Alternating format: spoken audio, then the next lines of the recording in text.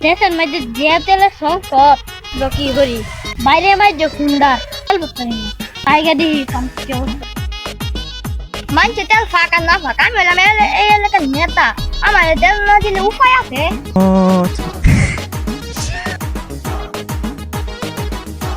কিরে নেতা কইতে তেল আনলি আনছি আমি বললাম এলাকার নেতা তবে না দেখা আমার একটু দিব আম পগলাম ঘুরাইলাম আমার তেলটি কিনা লা 30 কেজি 30টা দিতে তো মা 20টা দিবে ঠিক আছে শেয়ার করে কেরি পাঁচটি তেল আবার শান্তি মতো নিয়ে 100 নাই ভাই করাই তেল কি করাই বেশ আমি আর মোটর সাইকেলই চালাইতাম না রিক্সা চালাইম গহলে উদয় কিনছিলাম কি দরকার আমার